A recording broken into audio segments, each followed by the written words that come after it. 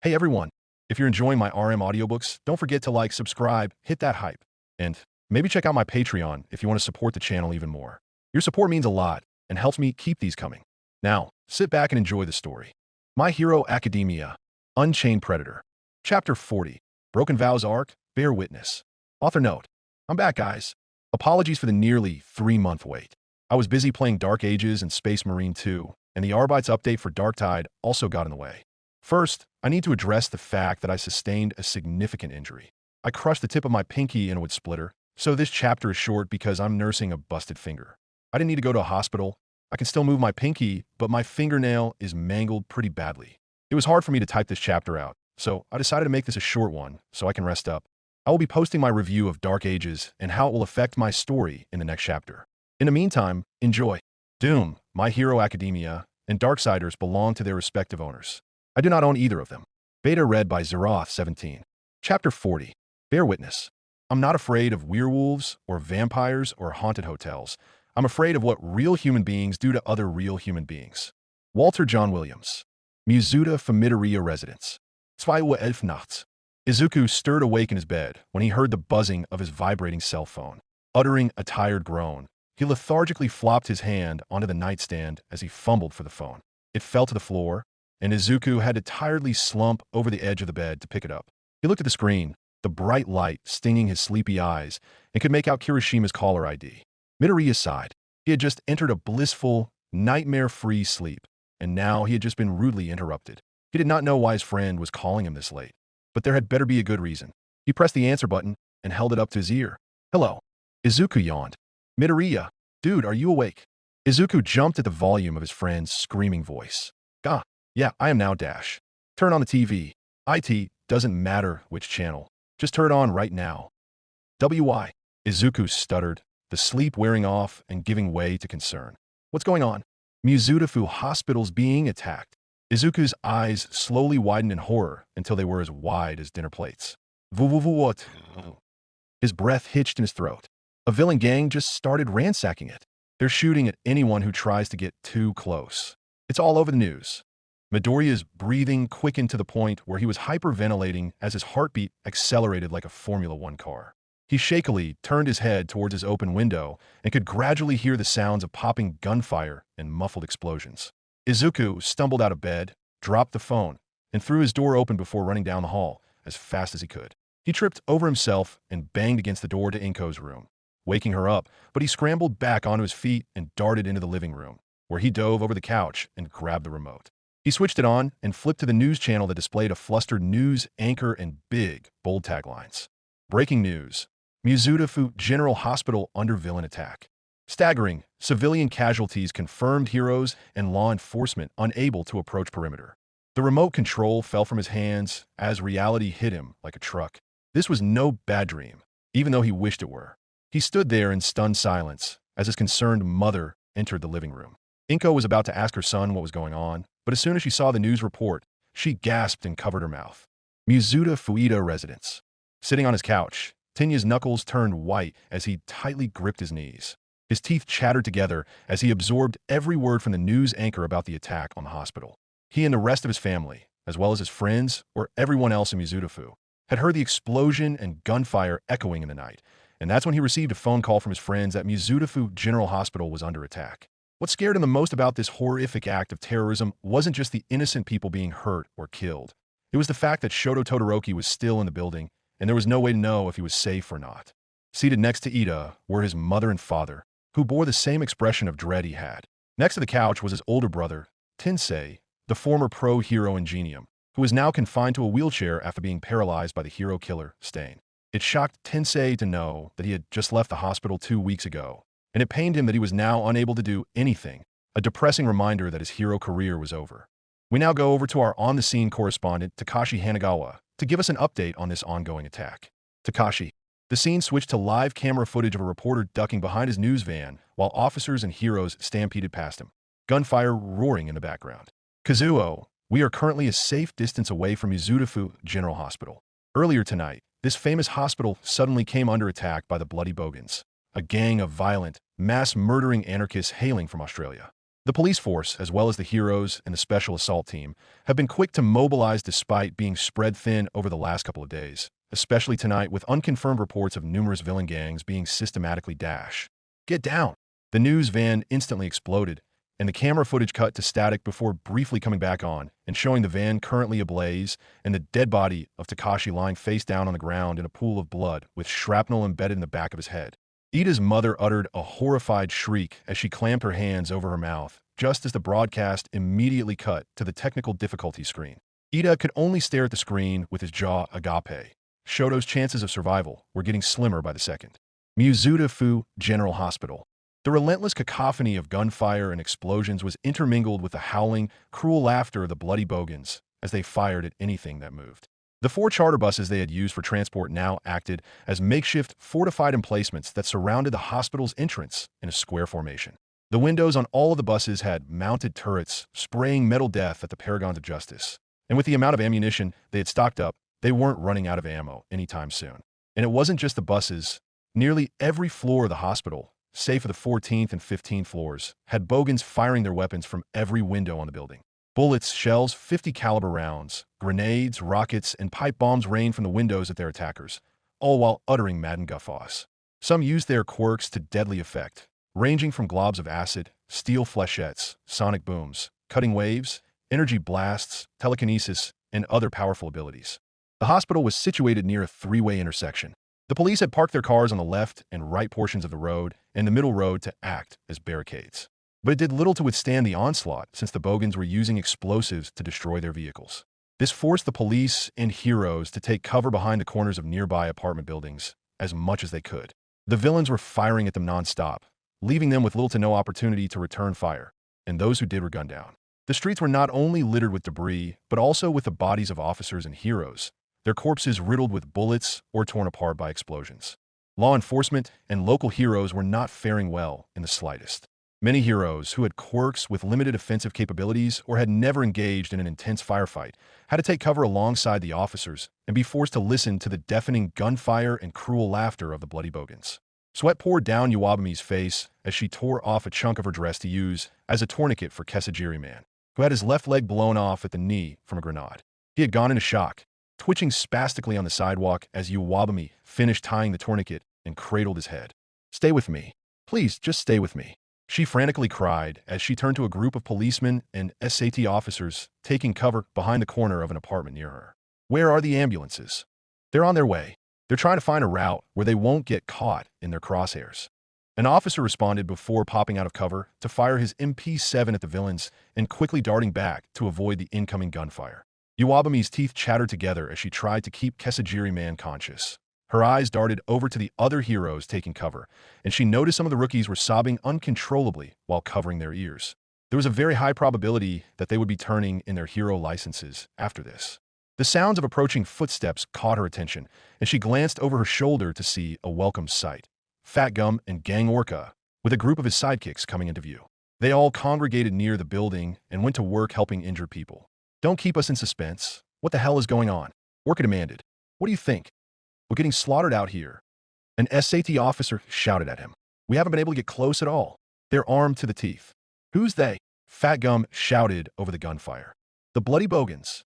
How the hell did they get into the country?" The hero answered back. Gang Orca and Fat Gum exchanged fearful glances at each other. Those guys put the steel sabers to shame in sheer infamy. "Can we get in from the back?" Gang Orca inquired. "We tried that, but they have the entire back of the building booby trapped with landmines. There's also a swarm of murder hornets buzzing around the whole area. It must be from an insect controlling quirk." A police captain debriefed. "I'm not risking anyone getting blown up or stung to death. I can cover you guys with my body." Fat Gum spoke up. "My fat should block the bullets enough to get us close to the entrance dash." "No, don't. They're using armor-piercing bullets and explosives. You'll be ripped to shreds." A heroine cautioned, shooting down Fat Gum's plan. "Then my boys will give you all covering fire." Gang Orca gestured to his assembled gang of sidekicks, clad in black bodysuits with armor plating and outfitted with wrist-mounted firearms. "Cement guns? You brought cement guns." An SAT officer shouted at him. "What the fuck are those going to do?" Gang Orca felt his confidence plummet at the officer's harsh words. He was right. How were support items meant for non-lethal takedowns going to stop a heavily armed mob of crazed mass murderers? Just like Island, They were grossly unprepared for a situation like this. It only served to remind Kugo that he, back when he was a teen in UA, had received very little training on the use of lethal force when all other options had been exhausted. Once this nightmare was over, he was going straight to Nizu and advising him on incoming. A loud whistling sound cut through the air as an RPG launched from one of the bogans sailed towards the group. They scattered just as the RPG struck a police car and exploded in a ball of fire, sending a chunk of shrapnel slicing across the leg of one of Orca's sidekicks and severing a femoral artery. As Kugo helped the injured sidekick, the rest of his crew used their cement guns to create a barrier between the intersection and the law to shield them from the bogan's gunfire. But it did little to offer them protection as another torrent of bullets tore apart the wall, forcing everyone to duck for cover around the buildings. Then, they heard the unmistakable sound of an approaching helicopter and glanced up to see a news chopper approaching their position. One of the SAT officers grabbed his radio and yelled, "Get them out of there! They're a fucking target!" So you ASUI residents. Suyu felt her heart hammer in her chest as she watched the news report unfold, her fingers digging into the couch cushion as her father, Ganma, sat beside her. Her mother, Baru, had recently ushered her siblings, Samidare and Satsuki, upstairs when they asked what was happening and told them to go back to sleep. "We're in a war zone, Yuji." The reporter spoke into the camera from behind a squad car. 3 more heroes have been fatally gunned down in a deadly crossfire. The police and special assault team, seemingly unable to mount a successful assault despite several desperate attempts. It is completely out of control down here. Baru came back into the room, standing behind the couch with an expression of dread. "How could this have happened?" she whispered, but no answer came from her husband and daughter. Authorities are advising all residents in the area to remain in their homes and are forbidding anyone from entering the cordon dash. There was a sudden, loud noise from above, as if something had impacted against metal. The reporter looked up, and the cameraman followed his gaze to see a news chopper above them with a massive slab of rock embedded right into the cockpit. The helicopter immediately went into a tailspin, hurtling towards the roof of the hospital, where it crash-landed in a fiery explosion that sent the tail rotor spiraling towards the news crew.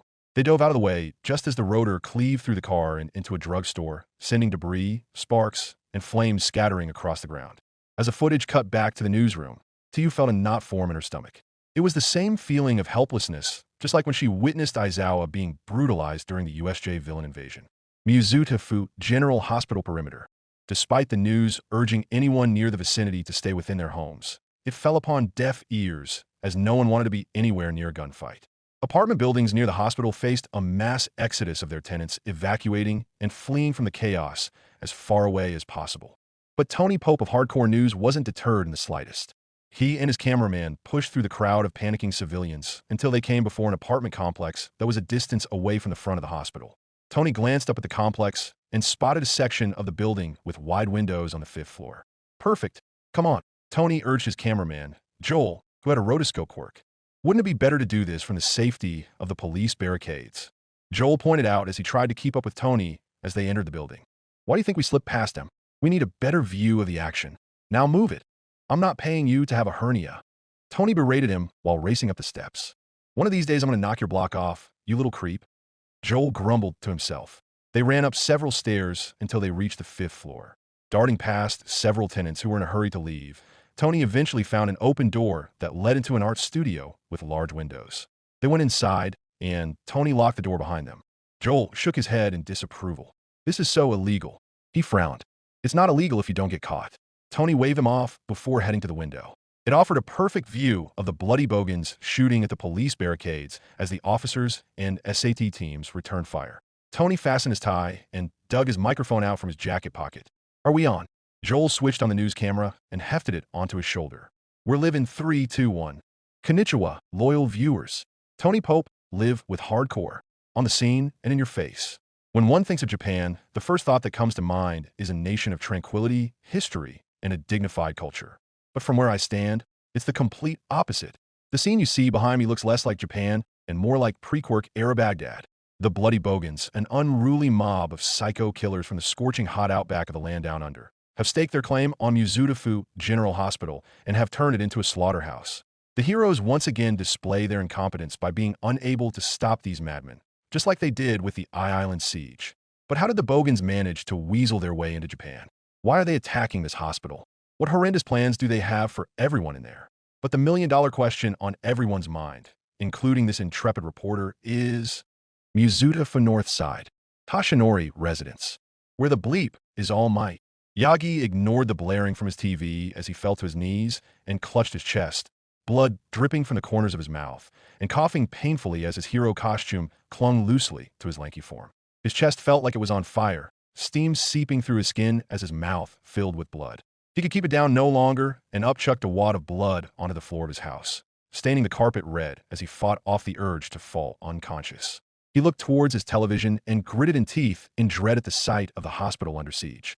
There were still dozens of heroes in there, as well as numerous civilians, and they were all at the mercy of one of the most violent and psychotic villain gangs in the world. He didn't know how they managed to get into Japan, but this had AFO's name all over it. Watching the carnage unfold on TV, Yagi felt despair and frustration well up from within. He was still in no condition to go out and do his duty, and he needed more time to conserve OFA. He felt tears prick the corner of his eyes over his deplorable situation. Innocent people were being slaughtered, and there was nothing he could do to stop it. How could he call himself the symbol of peace if he was unable to protect anybody? The ringing of his phone snapped him out of his grief, and he forced himself up, using the coffee table as leverage as he hobbled over to the kitchen where the landline phone was. He could make out Sayaka Grant's caller ID, and he swiftly picked up the receiver. As Sayaka, he stuttered, his nerves alight with pain. Yagi, thank God you answered. Listen to me. Do not attempt to go to Mizuta General.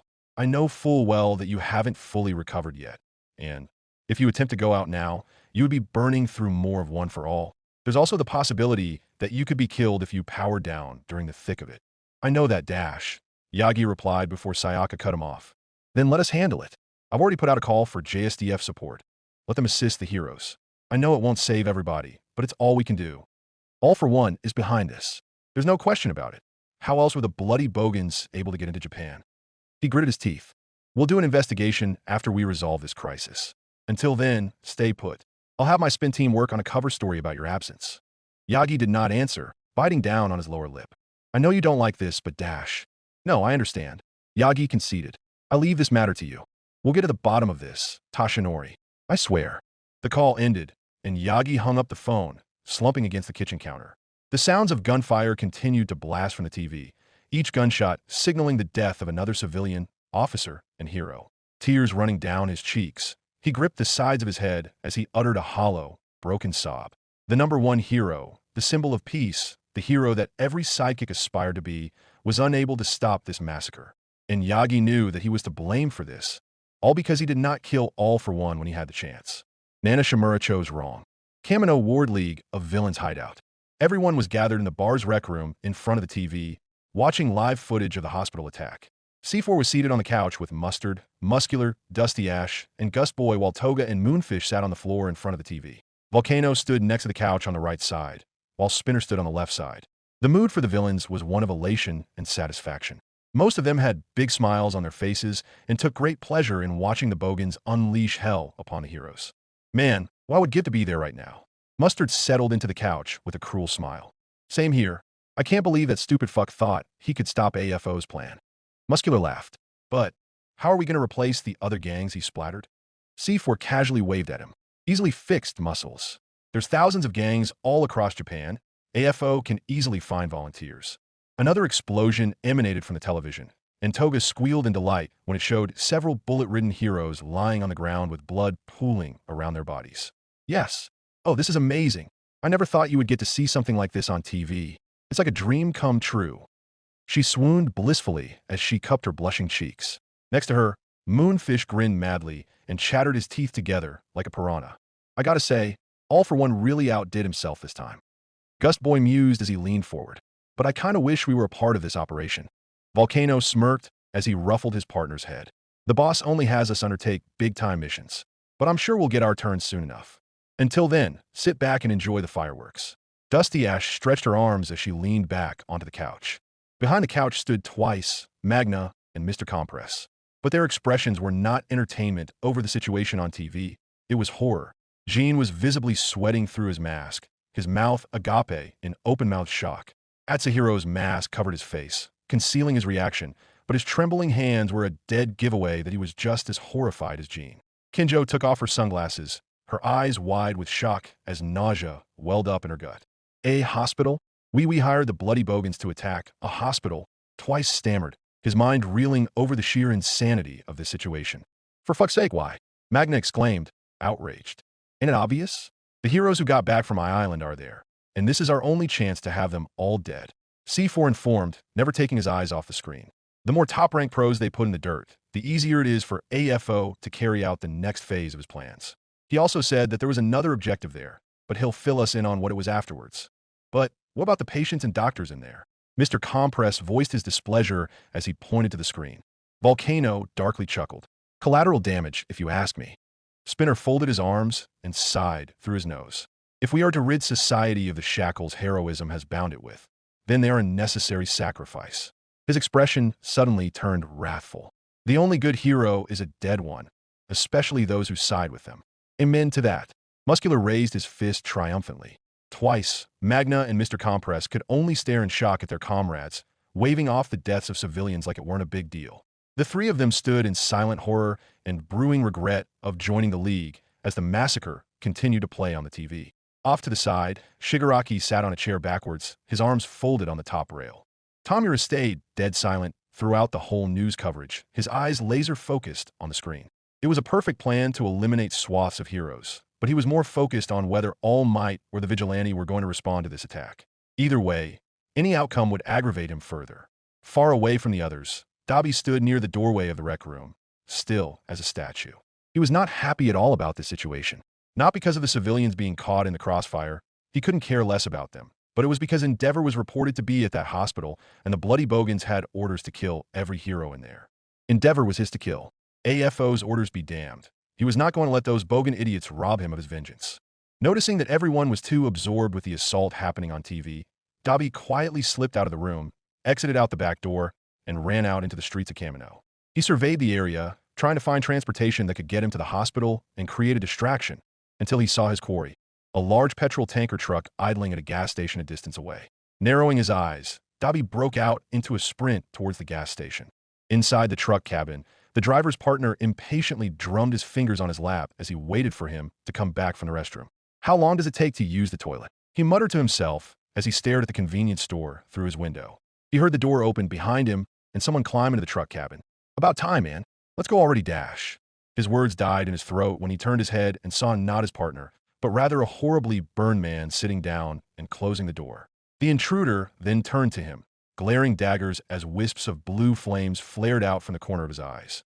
Get out, Dabi dangerously intoned. He didn't feel like immolating the guy. The man threw the passenger door open and ran for his life into the convenience store. Once he was gone, Dabi closed the passenger door, took hold of the steering wheel, and slammed his foot on the gas. The truck lurched forward and gradually picked up speed until it barreled through the streets with Dabi at the wheel, dead set on ensuring the Bogans did not kill Endeavor. Only him. Muzuta zwei, 34. Dude, this is so fucked. A teen muttered as he watched the news report on his friend's phone. I know, right? I mean, this is really effing bad, man.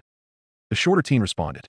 The two of them stood huddled near each other on the sidewalk, a solitary lamp post shining down on them as they continued to view the coverage of the attack. They were so engrossed that they never noticed a woman running towards them. She bumped into the shorter teen, knocking the phone out of his hands as she ran down the sidewalk. Stay inside. It's for your own good. She shouted at them over her shoulder. Hey, excuse you, skank. The taller teen barked at her indignantly. Gritting her teeth, Lady Nagant darted around the intersection and continued running down the street. As soon as she heard what was happening over at Mizudafu General Hospital, she made a break towards the area as fast as she could. She decided to take off her wig, stuff it in her coat pocket, and activate her boost boots to help expedite her journey. She boosted up to the metal scaffolding on the side of a building and double jumped off of it, landing on the roof. Seeing that she still had a long way to go, Lady Nagant jumped from roof to roof with the help of her boost boots, hoping that she could get there in time to provide fire support far from the law and kill as many villains as she could. The reliquary. Ulthane trudged through the halls, letting out a loud yawn as he rubbed the sleep out of his eyes. He was rudely awoken from his slumber by the Crowfather's crow. The blasted rat with wings cawed as loud as it could into his ear. That could only mean that the Crowfather needed to see him, and it was urgent. He walked through the museum area of the reliquary until he came into the Crowfather's personal study and was met with the sight of the Crowfather and the horsemen gathered in the room. Bloody hell, laddies. Did he have to wake me up this late? Ulthane grumbled. Ah, do we wake the baby? Strife teased before the Crowfather swiftly threw one of his heavy books at the back of the Nephilim's head. Ow, what the dash? There is a valid reason for rousing you from your sleep. Ulthane. The Crowfather began, ignoring the aggravated grumbles from Strife. The four horsemen have found the missing piece to the Helix stone. Most fortuitous, if I say so myself. Really now? Could A waited till morning? Ulthane responded dully. The Crowfather felt his eye twitch at Ulthane's apathetic reaction. For a watcher, I feel as though you should take a greater interest in this. Death said as he placed a hand on the Helix stone fragment, sitting on a table near the rest of the Helix stone. We ventured into hell, and were able to procure this from Vulgrim and Disdash. What? You and those wankers? Ulthane's eyes snapped fully open, now fully invested and awake. How much did you have to pay him? I hope it wasn't Dash. Fury stepped forward and waved him down with a confident smirk. Calm yourself. We would never pay them in souls unless we had no choice. They were quite willing to hand it over free of charge. Bah, like HM gonna believe the load of malarkey. Ulthane scoffed. Wait, you sure you didn't threaten them? Fury chuckled. I wish. My sister is being truthful to you, Ulthane. Vashpolka. Vulgrim and Dis parted with the fragment without incident. Ulthane raised an eyebrow at the horseman. The mere thought of demons being reasonable or even amicable was unheard of. He went over to the fragment and, out of curiosity, picked it up and slotted it into the damaged section of the Helix stone where it had broken off. It fit like a glove, and now Ulthane and the Crowfather had a better picture of who the second Slayer was. The Crowfather stroked his beard as he studied the now completed mural. HRM, distinctly female, but rather peculiar features. He observed, Are those bunny ears? Are you all sure those sods didn't swindle ye? Ulthane raised a skeptical eyebrow at the horseman. The Nephilim glanced at each other, and Death sighed through his nose. It is no trick. We can confirm that this is indeed genuine, and we might know who it is. He revealed, much to Ulthane and the Crowfather's shock. Jings, Ulthane whispered in astonishment. Could this second Slayer be on Earth as we speak? The Crowfather pressed, eager for answers. Yeo, it was someone the Slayer helped a while ago. Strife scratched the back of his head awkwardly. It's Dash. War placed a hand on his brother's shoulder, stopping him.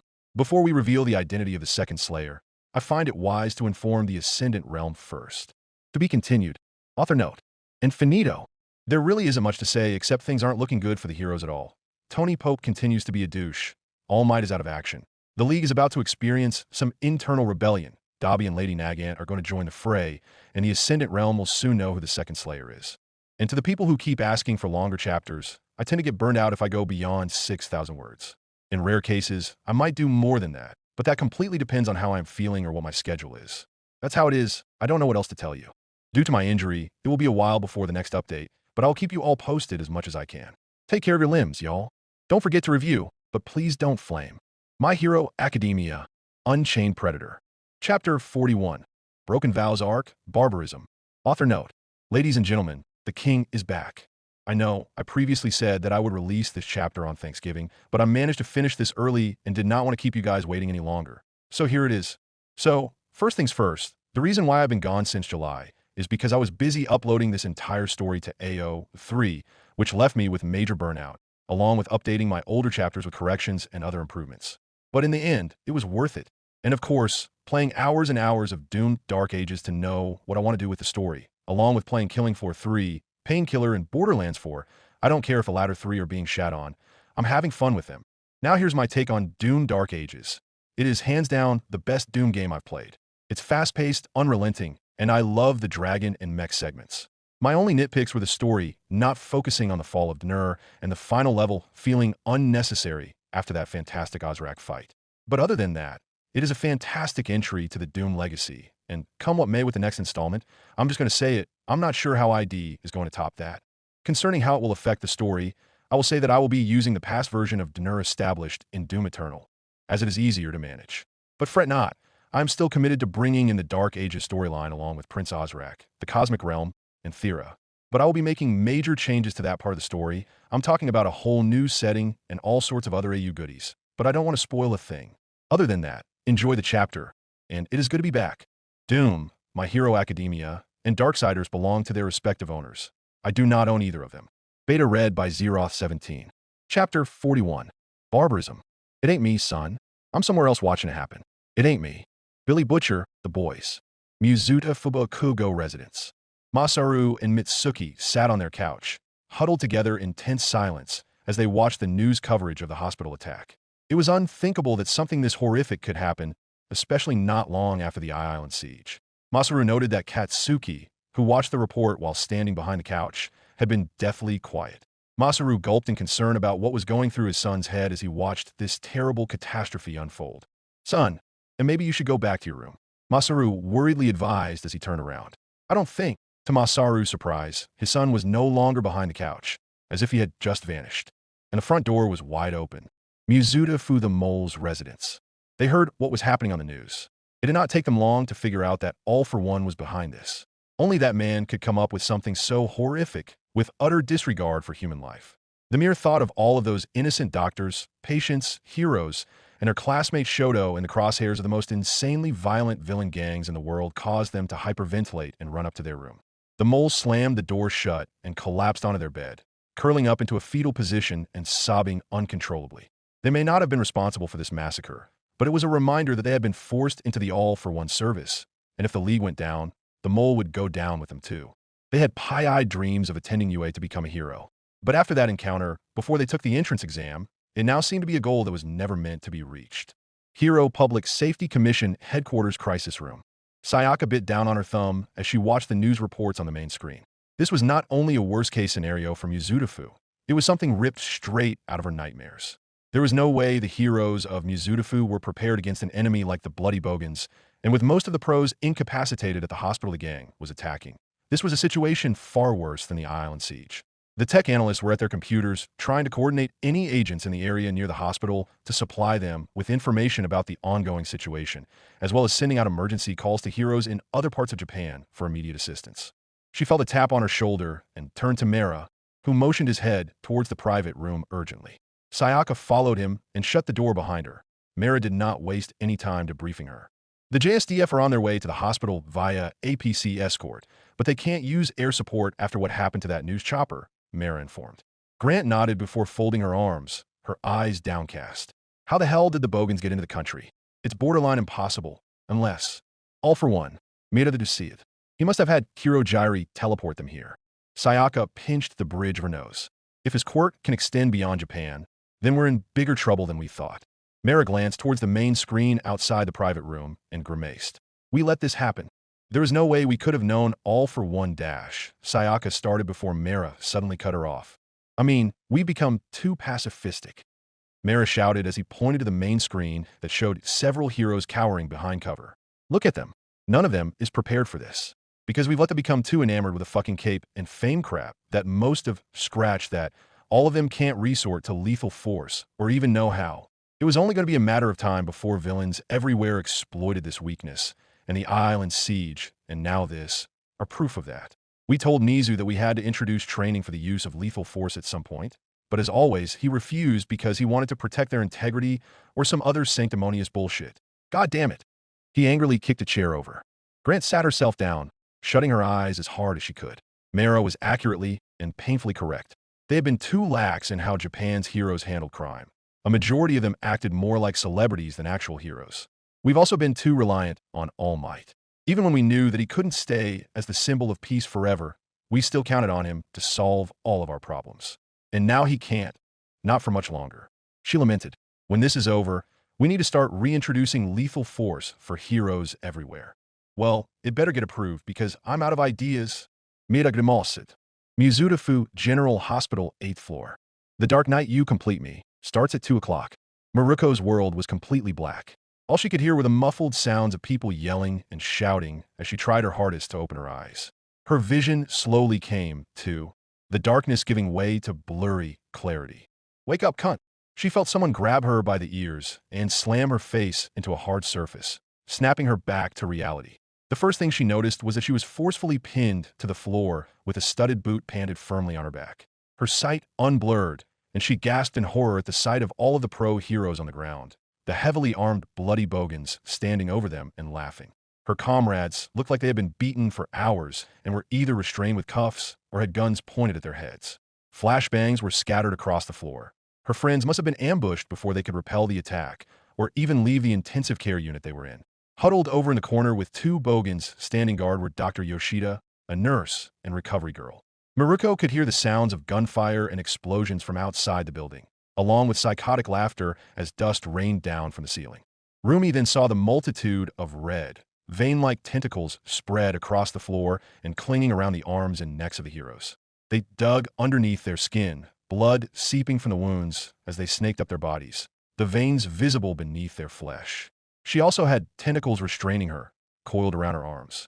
Rumi tried to force herself up, but the second she did, a horrific, searing pain shot through her whole body like someone set her muscles on fire. Erngap! Miruko cried out before one of the bogans stomped right on her head, the sharpened cleats tearing her skin. Ay. Nui! Stay where you are, Peter Cotton Arse. The bogan above her taunted. He was bare-chested with multiple veins running along his chest, while his arms had the red tentacles emerging from his limbs. Can't have you squirming away. The bogan then kicked her right in the stomach, knocking the wind out of her lungs. The other heroes flinched at the sight. The involuntary movement caused the tendrils to unleash waves of unbearable pain coursing through their bodies. What are you all planning? Beast Genus demanded, fighting off the pain as best he could. He had been stripped bare of all of his clothes so that he couldn't use his fiber-manipulating quirk. Bossman's got an announcement for you dags. A bogan darkly chuckled as he twirled his balisong butterfly knife around his finger. He suddenly plunged the blade down into Tsunagu's thigh, eliciting a scream of pain from the hero. And none of you want to miss this. Yeah, we got loudspeakers set up outside the windows, so everyone can hear. Another bogan said as his foot was firmly pressed down on Bubble Girl's throat, his Ithaca 37 shotgun pointed at her face. The sounds of the intercoms crackling to life were heard throughout the hospital. Oh, speak of the devil. Open ars. Drongos. Check, is this bloody thing on? Dewawewe everyone. This is DJ Mero Madjack here with a very personal, heartfelt fuck you to the heroes of Japan. Your arses are currently being handed to you by the bloody bogans. It's a real pleasure to be inflicting all sorts of atrocities on you wankers, and we got so much planned that I can barely contain my fucking excitement.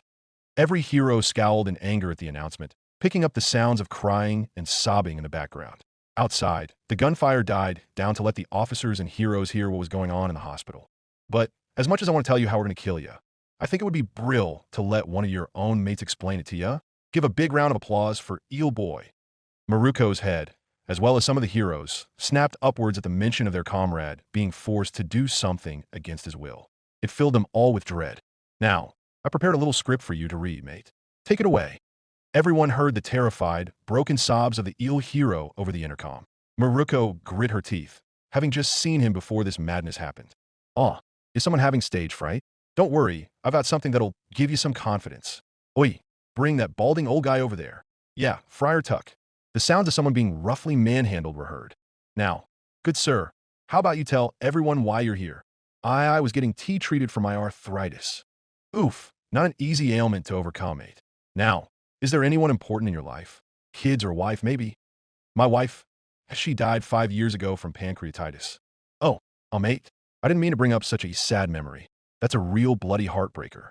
But a loud gunshot ripped through the speakers, followed by the sounds of hostages screaming, the bogans laughing, and a body falling to the floor with a wet thud. 3 o'clock. You got something in common with her now, at least. So, did that help with your nervousness, or do I have to slot another patient? Touche there. Why you dickless? B-brain dead duck fuckers. That's more like it, mate. Now, keep reading. MIM mates, and IAR shooting up all of the Hospital S staff, and there's in and nothing you can do. So I hope you've made peace with Y yourselves, because BBB before the day is through. We're gonna, oh God. Keep reading the fucking paper, or I'm gonna chop off the other hand. We're gonna dismember, disembowel, and mutilate the lot of you into pig feed. And then we're gonna shove the biggest, girthiest steaks we can find and ram them up your asses and through your mouths before putting them on display like that scene from Cannibal Holocaust. Oh Jesus, this is horrible. The bogans around the heroes started laughing like it was the funniest thing they had ever heard, while some of the heroes were now beginning to weep openly. Rumi felt her anger reach its breaking point. Bond's a job, mate, but you ain't finished yet. You're getting to the best part. SSSOP prepare to be KK killed in front of all your fans, who probably wank off to YYUB before going to BB bed. Now pardon me, while I blow this retard hero's brains out oh God no dash. Another loud gunshot was heard, followed by more screaming. The heroes stared up at the intercom in horror. They just killed Eel Boy, Mizuta Fuyurarka residents. Ochako let out a scream of anguish and horror as his parents held her as tight as they could. The hero who inspired her to enter UA had just been forced to read a horrific death note and then executed along with several other hostages. She heard it all happen on the TV, the news showing the besieged hospital, and then hearing the announcement from the stereo speakers the bloody bogans had set up at the windows. She started sobbing hysterically into her mother's shoulder over her inspiration's death, and even more so for Shoto, who had been more than likely killed by the bogans at this point. Mizutafu General Hospital, 8th floor. Bwahahahahahahaha. Did you all bloody see that? His head was like, PPPPBBBET che che che chelelelel PPP. Ahahaha. That shit is priceless. Okay, let's move out, mates. Kill the rest. We don't need him. The heroes could hear the crying and screaming of the hostages begging for their lives before the sounds of gunfire drowned out their pleas, just as the intercom went dead. The bogans in the room laughed even harder as the heroes were left in terrified silence. The cold, numbing reality of their upcoming deaths now weighed heavily on the heroes, who were completely helpless and unable to stop this insanity, just like the Island siege. Fourth Kind was kicked in the jaw by a bogan with seaweed hair, flipping him onto his back as the goon pointed a pecan machine gun at him. I think we should start with this one. We can make him eat his own eyeballs. Nah, let's start by slicing Present Muff over here. Another bogan with sharpened canines grabbed Hizashi by the hair and yanked him up so he could hold the blade of his Bowie knife up to his throat. His voice makes me fucking ears bleed, and I don't mean his quirk. One heavily muscled bogan with spikes jutting from his back like a porcupine yanked off one of his quills and pointed it dangerously close to Eraserhead's eye.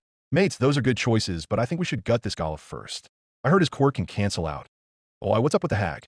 Is she having some sort of fit?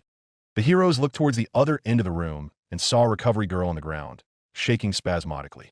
The stress of the horrific situation they were all in was too much for her old heart to bear, and she had suffered a grand mal seizure. Dr. Yoshida and a nurse attempted to rush over to help her, but were roughly held back by the bogans. Whoa there, what do you two think you're doing? A bogan grinned sadistically. She's having a seizure. You have to let me help her. Dr. Yoshida desperately yelled. Don't worry yourself. Nothing a little blunt force, trauma won't cure. Another bogan laughed as he sauntered toward Shio with a baseball bat covered in nails. Leave her alone. The nurse screamed as she lashed out, dragging her nails across the face of the bogan who was holding her back. The psychopath's lips curled into a snarl, and he punched her across the face, sending her crumpling to the floor before pulling out his PM-63 RAK and unloading half a clip in her body. Her body jerked as blood sprayed up onto the bogan, who cackled evilly. The heroes were frantically trying to wrest themselves free of their bindings, but the thin tentacles that had embedded themselves into their bodies sent shockwaves of agony coursing through their bodies, paralyzing them. Miruko angrily thrashed around, trying to ignore the searing pain of the tentacles digging underneath her skin as she came close to falling into unconsciousness again. Her eyes found their way to two bogans manhandling Dr. Yoshida and shoving him into the center of the room, where one of them whipped out a Webley 4 Malawinquatch's revolver and shot Yoshida point-blank in the face. Blood and brain matter exploded out of the back of the doctor's head as his corpse collapsed to the floor, sending more blood splashing out of the hole in his head, most of which splattered against Miruko's face. For everything, Rumi's world halted to a stop. Her expression was one of horror, and all she could feel was cold numbness, as if she had been thrown into the frigid waters of Antarctica. Her eyes were wide, and she had gone as quiet as the grave as blood dribbled down her face. In the span of a few minutes, she had just witnessed the deaths of two innocent people, heard a fellow hero and several other patients be executed, and now her friends were probably going to get tortured to death. The emotions she was feeling were devastation, helplessness, and trauma. But then, those feelings gave way to an uncommon emotion she hadn't felt. It was primal and uncontrollable like a raging fire. It was a feeling that she had thought she suppressed a very long time ago, and suddenly came bubbling to the surface with an unstoppable vengeance. And then, something very, very small and very, very fragile snapped. Rumi's lips curled into a savage, animalistic snarl, teeth bared and tightly clenched together. She dragged her nails across the floor, leaving indentations in the linoleum.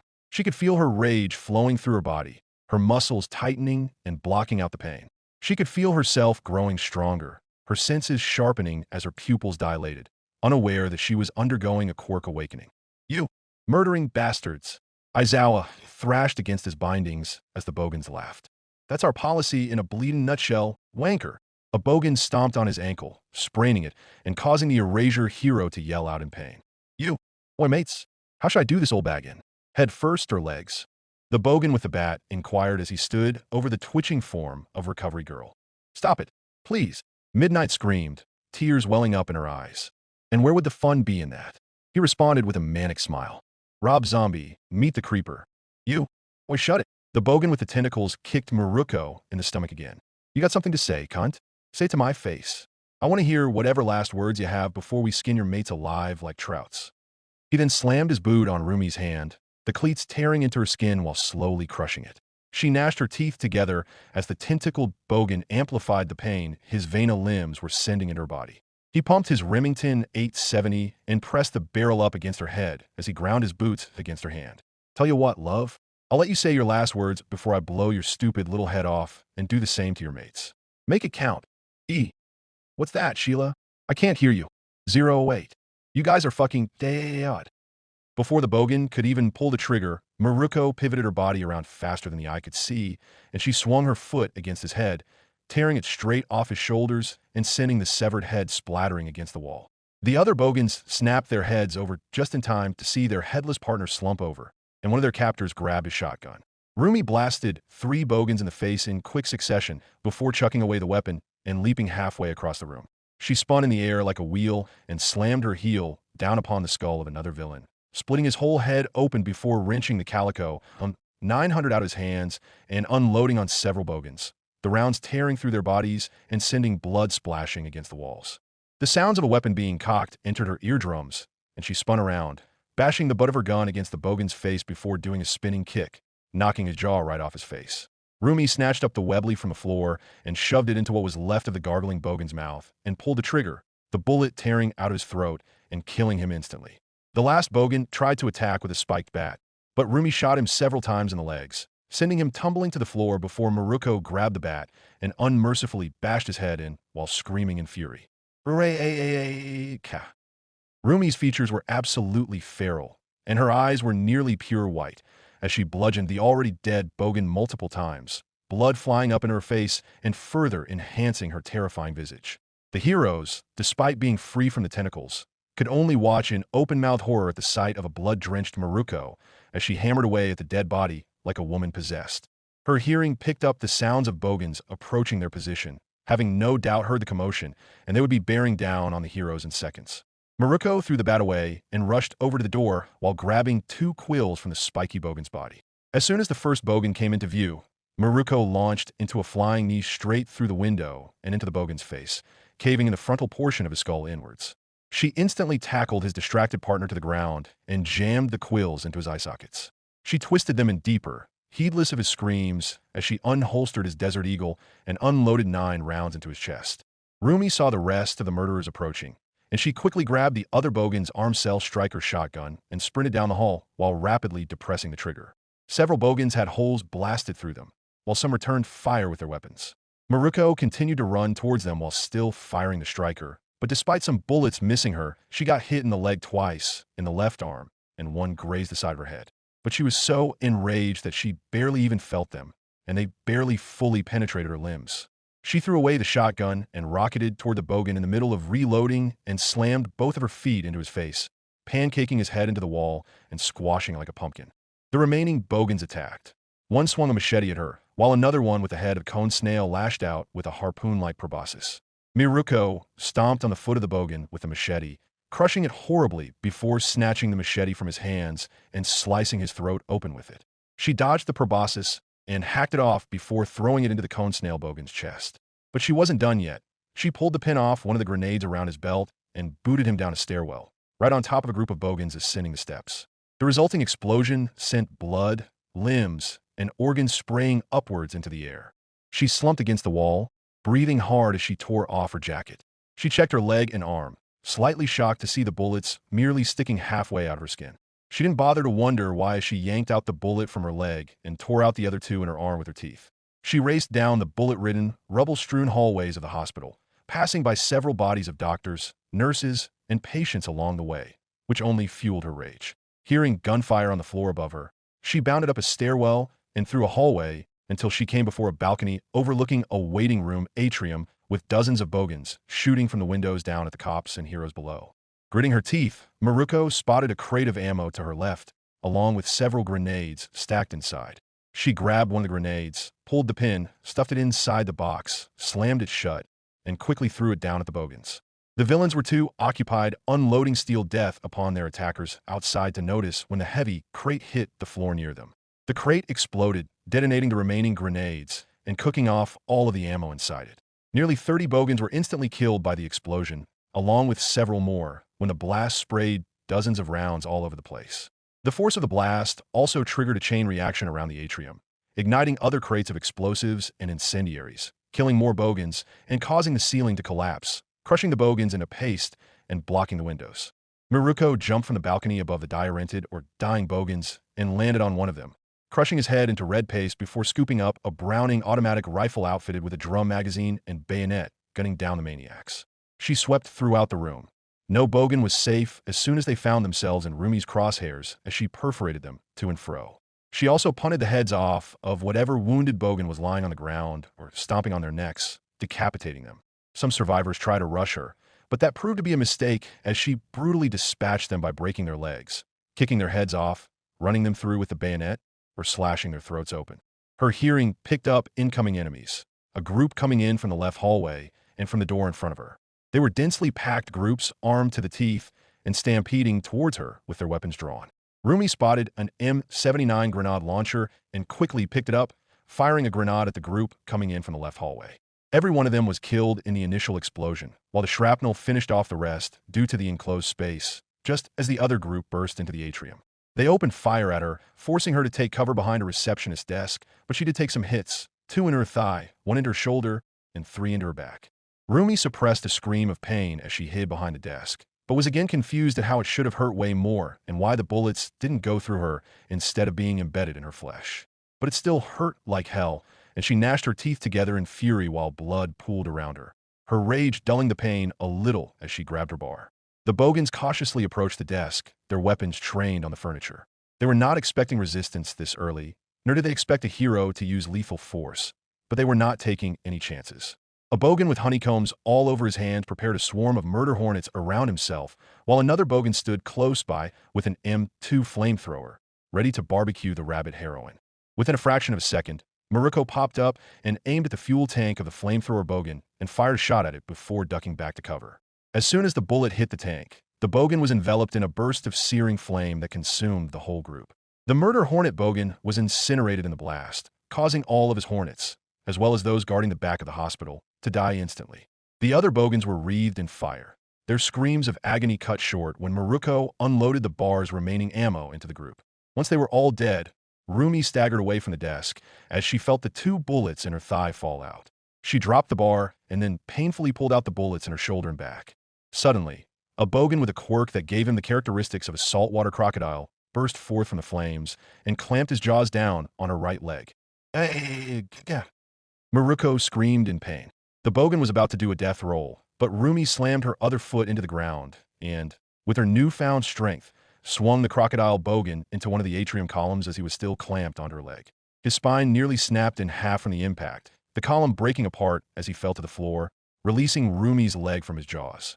Despite her badly injured leg, Miruko jumped into the air to do an ace kick on the bogan, only for the villain to slam her down into the floor with his tail and then tail whip her across the room.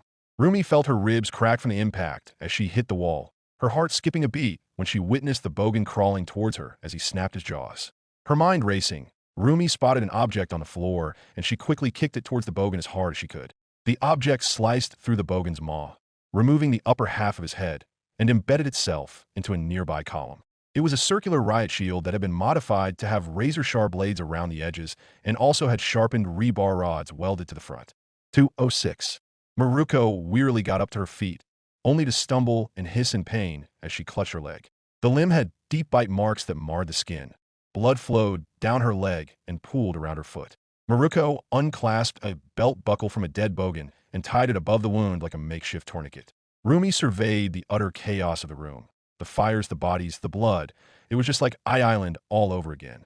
But then the realization that she had just killed multiple villains struck her like a lightning bolt. During her time as Tiger Bunny, she had only maimed or grievously wounded them. Never once did she kill any of them. Back then, she did take pleasure in breaking their limbs and beating them half to death. But now there was no joy in any of this. She glanced down at her hands and tattered, blood-stained ensemble. Her clothes were shredded and coated in blood, dripping onto the floor as she checked her wounds. It still confused her that despite being shot multiple times, the bullets only got stuck halfway into her skin. Her sudden, unexplained durability, along with the enhanced strength, reflexes, and speed, were all clear signs that she had gone through a quirk awakening. Her ears picked up the sounds of more gunfire and laughing a floor up. Rumi's features became beasticial as she spotted a discarded M60 lying on the floor and picked it up, slinging the ammo belt around her shoulders. Any sense of restraint and heroic moral code was tossed straight out the window. She could give fuck all about any of that. All she cared about now was making these bastards pay. Miruko's eyes found their way over to the riot shield embedded into the column, and she yanked it out. She just hoped Kigo wouldn't see her like this. 2:30. Several officers took cover behind the police car barricade in the middle intersection in front of the hospital, taking potshots at the bogans before ducking to avoid the gunfire. The cars were rapidly becoming perforated from the onslaught. It would not be long before the cops were forced to abandon their position. But then, the loud roar of an approaching vehicle caused them to turn around just in time to see a heavily armored tank-like motorcycle barrel towards him, the Vigilante at the wheel. The officers dove out of the way as the Slayer plowed his rampart through the barricade, crushing the cars like soda cans. The bloody bogans spotted the armored motorcycle coming towards the hospital and opened fire. As the rounds bounced off the rampart, the Doomslayer responded in kind by firing his Vulcan cannons at the buses, shredding through the metal and the bogans inside. He fired the main cannon, and a 120mm Sabo round exploded out of the tank barrel and tore through the middle bus before detonating in the main lobby, taking out scores of bogans and engulfing the whole lobby and the entrance in a massive ball of fire. The missile launcher on the back of his bike targeted the bogans on the 2nd through 13th floors and fired multiple salvos at each of the targeted floors, destroying them in thundering explosions and sending glass, rubble, flames, and body parts raining down from above. The rampart bulldozed through the destroyed shuttle buses, stopping in the middle of the roaring flames that had spread around the front of the hospital. The cops, SAT officers, heroes, and several reporters popped up from cover to see something amid the flames. The cameramen aimed their cameras at the inferno. 2:56. Standing amid the roaring flames, twisted wreckage, and burning bodies was the Vigilante himself. The fire danced in the Slayer's visor as he clutched his super shotgun in one hand and his satana in the other. Everyone was left petrified and shaking in fear at the nightmarish visage of the armored madman, who looked like a Shinigami here to reap the souls of his prey. The live footage of the spine-chilling sight was broadcast throughout the whole country and would ensure that everyone felt the fear the Vigilante represented. At Izuku's apartment, the boy nearly had a heart attack. In Kamino, Shigaraki turned his chair into dust in rage. The Bane of Hell slowly turned towards the entrance and walked deeper into the flames, ready to exact retribution upon the bloody bogans. Sitting at the edge of a building, watching the carnage, was Loki, who was smiling proudly. He was right on the nose about Rumi, from the moment he secretly watched the Slayer rescue her on Island. All that was left was to bide his time with the Doomslayer. Author note: let me say it again, I'm not holding anything back with this arc. The part with Eel Boy was in homage to Hellsing Abridged, with some handsome Jack sprinkled in just to showcase and highlight the sheer depravity and psychopathy of the bloody bogans. The Batman rule can go fuck itself when it comes to these jagoffs. But let me tell you guys, having Miruko go full-on flesh tearers on the bogans was a blast. You know how she was tearing through those Nomu with a smile on her face during the Paranormal Liberation War arc, and then later donned that nightmare face against Shigaraki in the final saga? Yup, she ain't holding back anymore. She's been pushed to the limit and utilizes her firearms training from when she was a Vigilante. There's also the inclusion of her quirk awakening. More info on what additions to her abilities will be revealed in the future. The Slayer's arrival now heralds the end of the bogans, but that's only the beginning. We still have Lady Nagant, Dabi, and now Bakugo to join in on the insanity. And who could forget Loki, who has a hidden, unknown agenda with the Slayer. I cannot give a time frame on when the next chapter will release, but it might be sometime next year. So until then, thank you all for your patience, and have a happy Thanksgiving, a Merry Christmas, and a Happy New Year.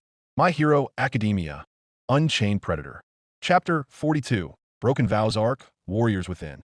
Mizuta Familiaria Residence. Inko filled a glass with water from the kitchen faucet, then ran back to the couch and handed it to her hyperventilating son.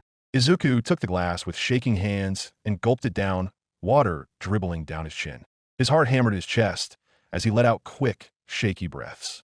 His mind kept flashing back to all of the horrors he endured on Island, especially the Vigilante standing amongst the sea of flames after his battle against All Might. But what frightened Izuku the most was that the Vigilante's armor was completely devoid of dents, especially the fist imprint in the center of his chest. It was as if all of those blows the Vigilante took meant nothing and were only superficial. Did he fully repair it? Could it repair itself? If any of those were true, then this man was the definition of indestructible. Izuku, we need to stop watching this. I don't think you can dash, Inko said worriedly, before her son held up a hand. No, I think he's here to save whoever might be in there. Izuku breathed. I have to see him save someone. Izuku meant every word he said. He knew that the Vigilante went out of his way to save the hostages and everyone else on Island, despite his brutal methods, and everyone would have been dead if it hadn't been for him. Seeing as how All Might wasn't going to arrive to stop the attack, he guessed that he still needed more time to recuperate. This left the Vigilante as the only person to put an end to this insanity. It may have been morally wrong to put his faith in a hyper-violent savage with a body count in the potential thousands, but the situation was clearly dire enough to warrant his help. Izuku could only hope that his classmate Todoroki would be among those rescued, if he was still alive, that is. Mizuta en route to hospital. Around 14 police cars and 3 SAT vans raced down the road towards the hospital. Every officer had been outfitted with Kevlar vests and weaponry to hopefully give them an advantage against the bloody bogans. Hawks flew alongside the lead car ahead of the pack, which Naomasa drove with Sansa in the passenger seat. They were soon joined by Air Jet, who flew near the other side of the car. You guys headed for the hospital too? He called out. We'll lend as much support as we can. Naomasa replied as Sansa loaded his Hawk Type 97 shotgun. Well, we're going to be expecting a lot more. The HBSC just announced they're sending in the JSDF. Air Jet revealed. So they're bringing in the big guns. Can't say I blame them. Hawks remarked. He's here. The police scanner blared to life, making Naomasa jump in his seat. He fumbled with the receiver. What do you mean? Is it All Might? He spoke into the radio. No, it's the fucking Vigilante. Naomasa, Sansa, and Air Jet had expressions of horror and dread etched onto their faces. Hawks, however, appeared conflicted. On one hand, he was relieved that the Vigilante was coming to help, further enforcing that he had heroic qualities beneath his exterior. Still, on the other hand, he feared that it was going to be another gore-soaked slaughterfest like Island. But what conflicted him more was that All for One managed to plan around the Vigilante's preemptive strike by using the chaos he inadvertently caused by taking out his men. There seemed to be no right or wrong way to stop his plan. AFO still won in the end. But Hawks would be damned if he was going to let that villain have a last laugh. Kigo knew that he was going to have to use lethal force against the Bogans. But unlike many heroes, he had always mentally prepared and trained himself for the day when he would have to take a life to protect someone else's. He glanced at Naomasa, feeling guilty that he had never told him or Kenji about his talk with the Vigilante. It would have been a good opportunity to tell them that the Vigilante wasn't completely insane and that he had morals, but they would never look past any of that since they were strict adherents to the law. Also, he didn't want to let slip that he purposefully let the Vigilante go instead of trying to stop him. His internal musings were interrupted when he heard the faint sounds of rapid explosions. They did not seem to be coming from the hospital, but rather to his left. He turned his head and saw brief flashes of explosions moving past the building. But he also saw a blonde teenager in his pajamas sailing through the air in the direction of the hospital. He instantly recognized the boy as Bakugo Katsuki from Island. Hawks, knowing just how unstable that boy was from watching his attempt on the Vigilante's life and his outburst, Yagi, felt a bead of sweat go down the side of his head. There was no way Katsuki was that suicidal. You guys go on ahead. I'll catch up. He shouted to Naomasa, Sansa, and Air Jet as he flew away before they could ask why. Bakugo soared past the buildings around him, using his explosions to propel him through the air as he tightly gnashed his teeth together in rage. Suddenly, a plume of red feathers engulfed him and sent him careening down towards the roof of an apartment building. The feathers safely cushioned his fall as he tumbled across the roof just as Hawks landed in front of him. What the hell do you think you're doing, Dash? Hawks barely had time to voice his displeasure before Bakugo sent a burst of explosions his way, forcing him to dodge roll to the left. With a snarl, Bakugo propelled himself off the roof with another explosion until another wave of feathers swallowed him up by the waist and roughly slammed him back down. Damn it, will you just stop? What do you even hope to do when you get there, huh? Kigo barked at him. I'm fucking sick of this. Bakugo raged. I'm sick of seeing heroes lose. This isn't supposed to fucking happen. Kigo blinked at Bakugo in bewilderment. Heroes are always supposed to come out on top. They're not supposed to keep losing like this. Why the fuck does this keep happening? He roared, spittle flying from his mouth. Katsuki, we're not invincible. There's always going to be a time when we're hurt, injured, or even die. The world isn't a damn comic book.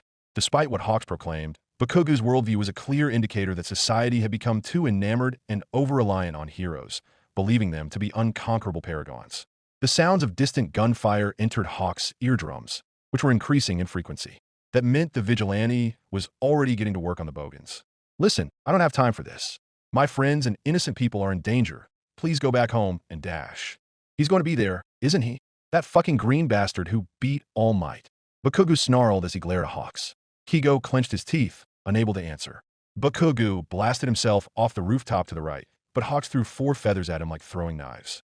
The feathers caught on the sleeves of his shirt and his pants, redirecting him onto the roof and pinning him down.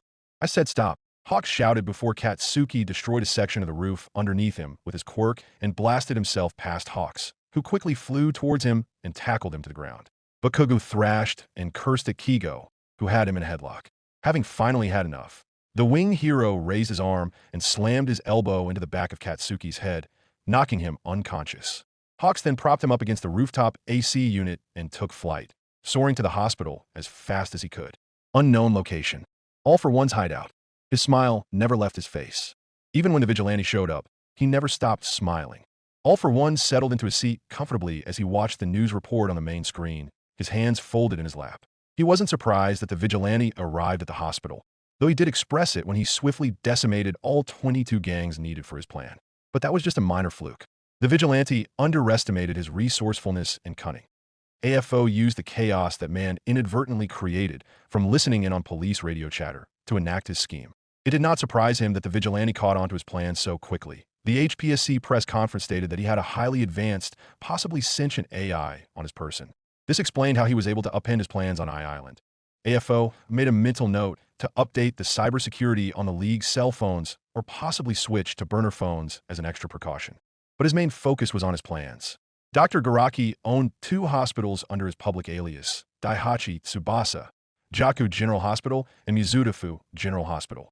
Beneath those hospitals were secret basements that housed the doctor's projects. From time to time, Kurogiri would warp into the basement along with the volcano thieves to transport them back to his main hideout once Garaki had finished them. No one would be the wiser. So why have the Bogans do it while tearing up the hospital? Why not just discreetly gather everything there without anyone knowing? The reasoning was simple. With so many injured pro heroes at Mizudafu General, it was an opportunity to eliminate as many as possible to strengthen his grip on Mizudafu and cripple the HPSC's ability to respond to villain threats. And who else could do that job better than the Bloody Bogans?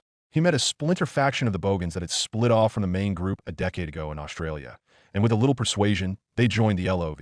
When he brought up his plan to destroy Mizudafu Hospital and kill multiple heroes, Maro Madjak was giddy with anticipation. Hirojiri was instrumental in bringing the Bogans to Japan. This operation would have been a bust without him.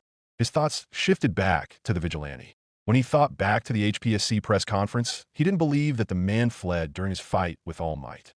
No, that was an obviously fabricated lie. The Vigilante defeated All Might. All for One could feel it in his bones. It was the only explanation that All Might hadn't arrived at the hospital yet. That sort of strength couldn't have come from whatever suit the Vigilante was wearing. It was a quirk, arguably the strongest one in the world. AFO could feel himself salivate. He craved it. He wanted it. He desired it. He needed it. "Master? Madjak has just contacted us. He says he's all set up for transport," Dr. Garaki informed. All for One smiled. "Excellent. Hirojiri, open a portal and tell Madjak to begin offloading the equipment, destroying any evidence, and setting up the charges. Curator, you will assist, and be sure to tell him that he should be expecting company." Mizudafu General Hospital, 2nd floor. Doom, the Dark Ages pursuit of demons. Hearing the wet crunch of a skull being crushed underfoot did little to quell the Doomslayer's rage. It wasn't the usual burning hot rage he experienced when fighting demons. This was a cold, focused type of rage. The Bloody Bogans represented the absolute worst of humanity, far more than the Steel Sabers, and everyone he killed made the world a safer place, but did not bring back the innocent patients and doctors they killed. At the very least, the Slayer would avenge their deaths. He ran down the ruined, debris-filled hallway while blasting Bogans with his plasma rifle with lethal, tactical precision as bullets shattered against his armor. The ruined corridors were darkened, save for a few emergency lights and pools of fire scattered around. A couple of Bogans had set up a mounted MG-42 at the end of the hallway and tried to hose him down, emphasis on tried since he was still coming at them. As soon as he closed the distance, he slammed his foot down on the barrel of the MG-42 and unleashed a heat wave blast to liquefy them into red slurry. He bolted to the right, just in time for a bogan with hind legs to leap at him while brandishing dual Bowie knives. The Slayer thrust his hand into his chest, ripping out the villain's heart and chucking the dead body at another bogan who tried ambushing him with a chainsaw. He swapped out the plasma rifle for the super shotgun and blasted the downed bogan in the face before he was hit in the shoulder with an RPG launcher, which didn't even stagger him. But then, two massive boulders shot through the smoke and collided into him, sending him flying straight through several walls and into a large lecture hall.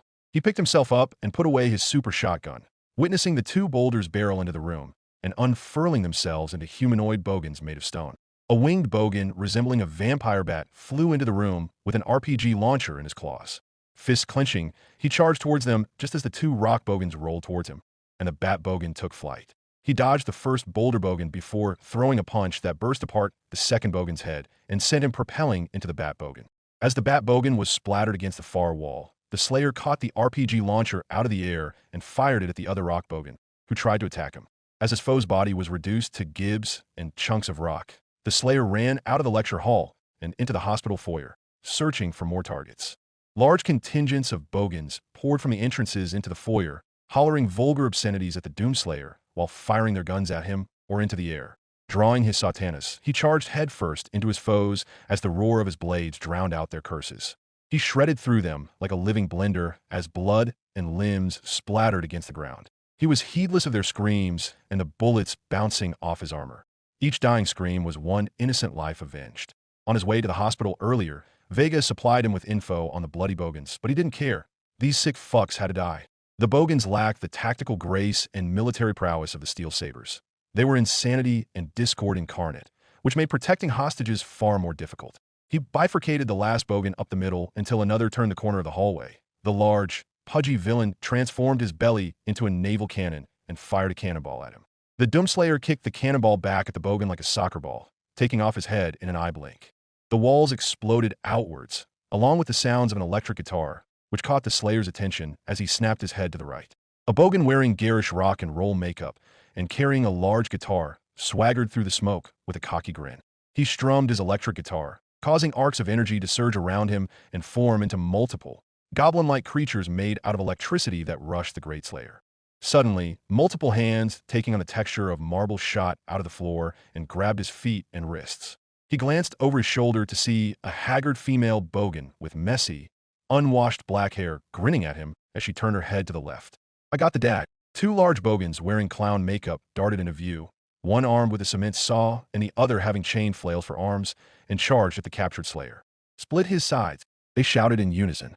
The electric goblins latched onto the Doomslayer and began clawing and shocking him to no effect, but no one noticed. "Oh, why, the guitar-wielding bogan crooned as he rocked out. "We're gonna use your arse to make a hat, and use your feet as back-scratchers dash." The Slayer wrenched his arms and legs free before flinging one of his satanas at the guitar bogan, which embedded itself into his face as the whirring blades shredded his brain apart, causing the electric goblins to instantly disappear. He then turned around and faced off against the two clown bogans. He sliced the flail bogan in half with one swing of his other satana, then grabbed the cement saw swung by the other bogan with one hand and drove it into the villain's face, splitting it open. The female bogan fled in the other direction, but the Slayer dispatched her by grabbing a chunk of the floor and chucking it at her, rupturing the back of her skull and sending her corpse skidding to the floor. With his opponents dead, Taggart went over to the guitar bogan's body and yanked his satana out of the villain's skull before surveying his surroundings. He tried his hardest not to look at the bodies of numerous hospital staff and patients strewn throughout the halls. The sight served to remind him how lucky he was with the hostages on Island. The corpses reminded him of his squad mates on Mars, the innocents back on his Earth when the demons invaded, the fallen warriors of Argent Nur, and the personnel on the alternate UAC base, all of the people he had failed to rescue. The Doomslayer silently growled at the thought of All for One, who was probably gloating over what he had unleashed upon the hospital. The bogans appear to have no clear goal in mind here. They're indiscriminately destroying anything they see. I will keep you updated as quickly as possible on any developments. The Doomslayer wished that Vega would work faster. This whole plan of AFOs didn't make sense. Why send out gangs to spread chaos around the city if he was going to cause more chaos afterwards? At least Olivia Pierce had a straightforward plan that he easily figured out. The bitch threw everybody around her under the bus out of spite and a lust for power. I have accessed the hospital medical records, and it appears that a large number of pro heroes were interred here from Island. All for one, maybe attacking this hospital to eliminate them. The Slayer felt a twinge of guilt since he was responsible for their hospitalization. But how was he supposed to know that would create a domino effect? Slayer. My scans have indicated there are life signals in the building that register as non-hostile. There are 108 signatures located on the 15th floor administrative offices, 1 signature on the 10th floor, and 35 signatures on the 8th floor. It was a relief for the Doomslayer to know that there were survivors, people he could still save. He heard a radio near one of the Bogan's bodies crackle to life. Oi, we need bloody support on the 10th floor. This fucking bunny bitch is shredding us. The Great Slayer's eyes widened. There was no doubt that they were talking about Rumi Usajiyama. She was here. He clenched his teeth, wondering whether he should go help her or find the group on the 8th floor. Rumi was a capable fighter after their brief team-up against Wolfram on Island, but she intentionally threw herself into harm's way without dodging. With that troubling fact in mind, along with more mental images of Emily, Flynn decided to go save her first. He was about to go to the nearest stairwell when another mob of Bogans stampeded into view, his lips curling into an annoyed sneer as they rushed him again. One Bogan had organic boosters jutting out of his back and launched himself at the Slayer with his dual machetes raised above his head. The Doomslayer was just about to punch him out of the sky when the unexpected happened. Something whizzed through the air and drilled straight through the side of the booster, Bogan's head, sending his brain matter splattering against the nearest wall and knocking him out of the air. The mob screeched to a halt as their dead comrade flopped onto the ground. What a fuck dash! One of them blurted out right before the upper half of his head exploded. Within the span of a few seconds, the mob was being riddled with baseball-sized holes through their heads and chests. Some frantically fired their guns everywhere, hoping they could hit whatever was attacking them, but they fell dead to the floor as well. The Doomslayer had stood motionless with his eyebrow raised the whole time. He stared at the large holes in the bodies and concluded that it had to have been the work of a heavy-caliber sniper rifle, not a quirk. Someone was helping him. He glanced towards the destroyed windows to his right. It was dark out, but he could faintly make out a building across from the hospital 2 miles away. The Slayer couldn't help but wonder what kind of rifle was being used, as well as be impressed by the accuracy and timing of their shots. It would appear that we are receiving long-range support from an unexpected ally, but they're too far away to scan and identify. Flynn narrowed his eyes suspiciously. He wasn't want to look a gift horse in a mouth, but this seemed to be too good to be true. 2 miles away, Lady Nagant lay prone on the roof of an office building. Having arrived just a few minutes ago, it was the ideal place to set up a sniping position, far away from the authorities, at a perfect angle with the hospital, and her actions would be under the cover of darkness. She had transformed her right arm into a large, high-powered sniper rifle made out of flesh, muscle, and bone. Outfitted with an organic scope, bipod, and muzzle brake that doubled as a sound suppressor, and a specialized barrel that enhanced the velocity of her hair bullets. It was Kana's preferred weapon for long-range engagements. Attached to the side of the organic rifle was a long ammo belt made of muscle holding dozens of her hair bullets, molded to resemble anti-material rounds. Looking through her scope, Lady Nagant felt a chill when her sights landed on the Vigilante, who was staring in her direction as if he was looking directly at her. "Take a hint, big guy, I'm on your side," Kana said under her breath. Thankfully, the Vigilante turned away and disappeared into the hallway. She smiled, hoping that she made a good impression on him, and it would make her eventual meeting with him go smoother. Lady Nagant surveyed the hospital through the scope of her rifle. The fire in front of the hospital entrance was blocking off entry to the heroes and police, and there were no signs of the fire department anywhere. The windows on the 2nd through 13th floors had fire and smoke billowing from them, but it was not a problem for Nagant. Not all of the windows were obscured. Plus, her accuracy was unmatched, and the scope allowed her to see through thin walls. Her eyes spotted a commotion happening on the 10th floor of the building. She could see brief flashes through her scope, and she zoomed in to get a better look. What Kana saw made her eyes widen in astonishment. Holy! Muzutafu General Hospital 10th floor. 134. Miruko's eyes didn't even flinch as the muzzle flash of the M60 filled her vision. The rhythmic thud of her weapon spraying death at her targets drowned out her shrill war cry as she blocked their gunfire with her procured shield. Her ammo belt scraped against the floor as she charged forward with her finger, depressing the trigger. She hosed down a group of Bogans before swinging her shield at another attacking her from behind, slicing his throat open before bringing it down upon the head of another attacker, the rebar stakes impaling into his skull. Her M60 ran dry and chucked it at the head of a Bogan, disorienting him long enough for her to put her foot through his chest. A bogan aimed his Uzi at Miruko, and before she could wrench her foot out of the bogan she just killed, her ears picked up the sound of whizzing through the air. Something ripped through the wall and straight into the bogan's mouth, showering Miruko with more blood. Rumi blinked as she glanced around in confusion. What the hell just happened? The ceiling caved in from behind her, and a large, heavily muscled bogan armed with an M134 minigun descended from the hole above and aimed his weapon at her, the barrels already spinning. But Miruko sprang towards him in a flash and swung her foot down on his skull, crushing it and yanking the minigun out of his hands just in time to unload into several mobs of bogans that poured into the room. Rumi swept the weapon from side to side, one-handed as the torrent of rounds tore through the horde, some of them being cut in half. She raised her shield to defend herself from returning gunfire from the other bogans, who were swiftly cut down via the same, unseen force that just saved her life earlier. She didn't have time to think who or what was helping her as she sprayed down the last of the attackers just as her minigun ran dry. Her ears picked up the sounds of rattling metal and raised her shield just in time to block multiple tendrils of barbed wire that swarmed towards her. The wires snaked around her shield and coiled around her arms, the barbs digging into her skin as she screamed. A bogan with arms made out of tightly coiled barbed wire appeared, as well as several other bogans. One of them towered over the others and had an Egyptian pyramid for a head. The pyramid bogan was about to fire some kind of laser out of the eye engraved on his stony head, only for something to penetrate through his noggin before he could fire. It only took Miruko a second to deduce that someone was sniping the villains before she wrenched her hands back as hard as she could, causing the barbed wire bogan to be dragged directly towards her. As the rest of the other bogans were sniped by her unseen ally, Rumi sprinted towards the barbed wire bogan, stumbling toward her, and she leapt into a flying dropkick. The bogan was instantly bisected as soon as both of her feet slammed into his chest, tearing off his arms and sending his remains tumbling to the floor. As Rumi got up and yanked the barbed wires off her arms, a horrific stinging pain shot through her skull as she sank to her knees, clutching the sides of her head in agony. Her vision blurred, but she could make out a bogan approaching her with a vile grin, showing off his stained teeth. This one had sagging, purple skin and glassy eyes, along with enlarged web palms that he extended towards Rumi, indicating that he might have a possible ESP quirk. Baring her teeth in fury, Miruko forced herself back up and staggered towards the bogan through sheer force of will. The ESP bogan backed away in fear before strengthening his mental grip on Rumi, intensifying the pain. She could feel blood gushing from her mouth and nose as she continued her advance towards the bogan, intent on choking the life out of him with her bare hands.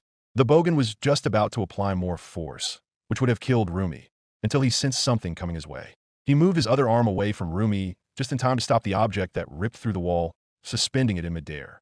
Miruko's eyes shot to the right to see a large caliber bullet floating in the air, but her eyes widened in realization when she took note that it was colored blue and pink and seemed to be made of hair.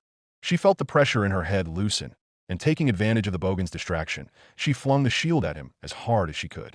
The bladed edges of the shield embedded themselves into the bogan's chest, who gagged up blood and released his telekinetic hold on Miruko, along with the bullet, which instantly continued its trajectory into the bogan's skull. Not content with the villain being dead, Miruko rushed over to the body and ripped the shield out of his body before beating the corpse over and over. Rumi let out ragged, furious snarls with each hit as blood flew up into her face, heedless of the sounds of heavy footsteps coming her way. She raised the shield over her head to hit the corpse harder, only for a strong hand to clamp around her wrist, stopping her. In that instant, Rumi grabbed a discarded .44 auto mag from the floor and spun herself around to shoot her attacker, only for her eyes to widen in surprise. She was staring at her reflection, or rather, her reflection in the visor of the Vigilante. He was coated nearly head to toe in blood, much like her, as his blood-stained hand dribbled crimson liquid down her arm. The only sound between the two of them, besides the raging fires and the groan of the now heavily damaged building, was Miruko's ragged breathing as she slowly lowered the automag. Taggart stared at her with a look of concern and unease behind his helmet. This woman looked like she had been thrown to the lions. Her clothes were shredded. She was heavily bloodstained. Her eyes were dilated. Her arms had been lacerated again, and her leg had been badly maimed, as if something had bitten into it. She was also covered in wounds, most of them from bullets, but what confused him was that they didn't look deep, and there were no signs that the bullets were stuck in there as well. Her muscles also seemed a tad more pronounced. I have conducted a full body scan on Usajiyama, and the results have confirmed a significant change in her Q gene. It would appear that she has undergone what this world calls a quirk awakening, an instance where users' quirk will gain new abilities and enhancements to their powers. The three known methods of achieving this are through rigorous training, natural evolution of the quirk itself, or if the user experiences a traumatic event, /. The Doomslayer grimaced, betting that it was the latter. He glanced around at the carnage around him, taking note that the bodies of the bogans had either been riddled with bullets or, in some cases, had their heads crushed or knocked off. It didn't take much to put two and two together. Rumi did all of this. This woman had abandoned whatever code of honor she had as a hero and used lethal force against the bogans. But this level of violence was akin to what he usually dished out on his enemies, possibly hinting that she had done something like this before. His eyes drifted to the shield in her hand, which bore a not too dissimilar resemblance to his old shield saw, a weapon he used back in the early days of Argent Nur. A hospital, Miruko muttered in apparent shock as her eyes drifted to the floor. They attacked a hospital. Flynn could sense the pain in her voice, something he felt all too well. All of the people here, the patients, the doctors, the nurses, none of them did anything wrong. None of them deserved to die like this. Remembering that he still needed to assist the heroes on the 8th floor, he let go of Rumi's arm and regarded her with a neutral stare. She had proven to him that she was willing to kill when all other options had been exhausted, but would she be willing to follow through and aid him? He spotted a discarded China Lake grenade launcher with an attached ammo bandolier on the floor beside him and picked it up. He did not bother to wonder why the bloody bogans were using such archaic weapons in the 22nd century, instead holding out to Miruko. The bloodied rabbit heroine glanced up at the Vigilante before looking at the weapon he was handing to her. She knew what this gesture meant and that the Vigilante wanted to help, but her arms were still slack. Just like on Eye Island, she had been thrown into a maelstrom of violence, and she had surrendered to her excessively violent tendencies, this time actually taking multiple lives in a rage-fueled rampage of vengeance. There was no way back from this. Her career was over, and there was no telling what the HPSC would do to her. But when she remembered how they brutally killed Eel Boy and Dr. Yoshida, all she could think about was making the bogans pay. 257. She glared up at the Vigilante, not with anger, but rather with determination and silent acceptance. She grabbed the China Lake out of his hands and tore off a weapon harness from a dead bogan before snagging some weapons. The Doomslayer brought out his chain gun and attached the Gatling rotator mod, just as Miruko finished collecting more guns. Now outfitted with a Kimpel AP9, KS, 23 shotgun, MP5K, and Ruger AC 556 hanging from her weapon harness, Rumi holstered her automag and loaded her China Lake with grenades before firmly gripping her bladed shield in her free hand. The Slayer motioned his head to follow him, and the duo made their way down the halls, ready to hunt down more bogans. Uriel, who was invisible to them and standing at the other end of the room, watched them storm down the hall with a look of fear etched on her features. And he shall be joined by another, one whose rage, strength, and ferocity are equal to his own. Together, they will rain destruction, death, and devastation upon all they deem evil. She recited in a trembling voice. The second Slayer prophecy had My Hero Academia, Unchained Predator. Chapter 43, Fighting Back. Being a hero is bullshit. Mark Grayson, Invincible. Muzutafu General Hospital, 8th floor. How is she? Midnight worriedly asked as she looked over Gran Torino's shoulder at Recovery Girl, who was lying on a stretcher. I'm not sure. Her seizure stopped, but she's unresponsive. Torino wiped the sweat off his forehead. After witnessing the slaughter Miruko unleashed a while ago, the heroes were quick to gather up their wounded comrades and relocate to another section of the floor they were on, finding an empty patient ward to get their bearings. Many of them were wounded from the bloody bogans brutalizing them, especially from the tentacle bogan earlier, and needed medical attention post-haste. Beast Genist and Eraserhead were the most wounded out of the group, the former suffering a nasty stab wound to his leg and the latter having a shattered ankle. Ragdoll, on the other hand, had fainted when Rumi went ballistic and was now unresponsive. Having barred the door with a cabinet and a bed, the heroes scrounged around for any medical supplies they could use to patch themselves up. However, none of them were faring well at all in terms of mental health. The horrors, pain, and insanity they had endured had broken them. They were all collectively traumatized, shaking, shivering, and even sobbing as they hid in the room like frightened children. In the span of a few minutes, they had seen the deaths of dozens of patients and staff, heard one of their own be executed, subjected to horrific torture, watched two innocents be killed before their eyes, and witnessed another comrade of theirs butcher several of their captors in a murderous rampage. They all should have known the risks that came with being heroes. This was something they weren't prepared for mentally. All right, who's still capable of fighting? Eraserhead asked the assembled heroes as Present Mike finished wrapping his ankle in a splint. We need to dash. We need to be getting the hell out of here. MT Lady barked at him. This is way out of our hands. SSG's right. We should just wait for All Might to come. Manuel stuttered, running his hands through his hair. I don't think WE can handle this. All Might isn't coming. If he did, he would have been here hours ago. Cementos hung his head. He, along with the majority of the UA staff, knew of Yagi's condition. If he hadn't arrived by now, then it meant that he had burned through one for all too much and needed time to recover. But it couldn't have happened at a worse time. What do you mean? What makes you say that? Mandalay questioned, causing Cementos to look away. That's not important right now. Aizawa interjected before anyone got too suspicious. We need to focus on mounting an attack and rescuing anyone we find. Shota, look at us. We're barely keeping it together as it is. Blood Vlad gestured to the disheveled heroes. And I don't think there's any civilians left. The Bogans probably killed them all. We don't know that. Aizawa barked. We have to do something. But what can we do? Death Arms threw up his hands. We may have quirks, but those psychopaths are armed to the teeth. Maybe, Edshot spoke up, but we can fight back. We just can't try to subdue them anymore. Everyone in the room turned towards him, their expressions confused and with growing fear. W, what are you saying? Backdraft stammered. Edshot went to a knocked-over tray of medical utensils and picked up several scalpels. If we're going to survive through this, we need to kill them. Despite the sounds of the groaning building and errant gunfire in the hospital, it was so quiet in the room you could hear a pin drop. Many of the occupants wore looks of abject horror as they stared at Edshot, mouths hanging open. Was one of their friends seriously suggesting that they kill their attackers? There was no way they could do that. They were heroes. What would the public think if they started killing villains? Why, you can't be serious. Fourth kind balked. None of us has ever dash. I know, but we are no longer in a position to subdue or detain them. Edshot cut him off, raising his voice a little. We cannot exercise restraint anymore, and we can't hold back on our quirks. It is now kill or be killed. The heroes were left speechless. Edshot was right, but none of them could even fathom having to take a life with their quirks, powers they made an oath to only use to save lives and stop. They had become forced into an impossible situation, and there was no way out of it. Non-violently, of course. Yoroi Musha stood up with a resigned look on his face. He's right. If we hold ourselves back, we will all die. That is as simple as I can make it. But Rumi Dash, power loader gulped before Yoroi cut him off. Did what had to be done. He replied, hanging his head. There was another period of silence before Hound Dog stood up and stared at Yoroi, nodding in agreement. Then he was followed by Shishio, Helpless, Snipe, Gunhead, Cinepator, Kamui Woods, and Snatch. The remaining heroes looked extremely hesitant to join in. The display only served to further unnerve and distress them. Suddenly, the wall behind the group exploded outward, knocking everybody to the ground and throwing Ectoplasm and 13 into the far wall.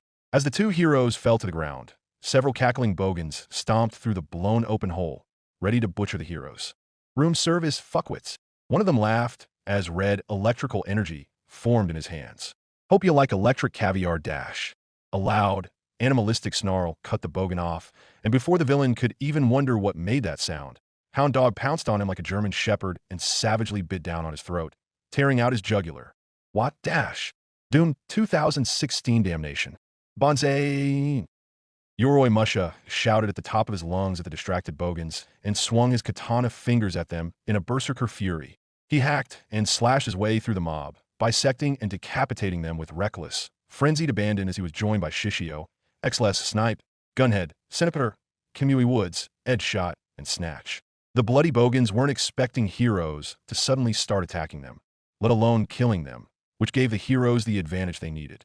As Yoroi Musha recreated the bloodiest battles of the Sengoku period, Hound Dog tore into another bogan like a rabid dog. Without his muzzle and his canine instincts running on Kyujo mode, Ryo looked positively horrifying as fresh blood dripped from his razor-sharp teeth. He charged at a bogan who tried to shoot him with a Sterling submachine gun and punched him hard enough to dislocate his jaw before sinking his fangs into his neck and tearing out a chunk of flesh. He dodged a blast of caustic acid from a bogan with a bombardier beetle quirk before pouncing on him and beating him to death with his fists. Shishio was roaring in fury as he slashed open the stomach of a bogan before launching into a spinning dash that eviscerated several bogans. His lion quirk not only granted him enhanced stamina and the claws of a lion, but also the strength and muscle power of a lion as well, which means all of his slashes were near-instant death blows. The adrenaline coursing through his veins enhanced his speed and instincts, and he dodged bullets and ranged quirk powers to and fro before lunging in for the kill.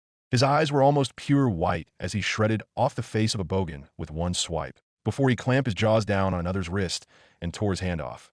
Snipe had quickly picked up a Stechkin APS and a Makarov PM dropped by the villains during the fracas.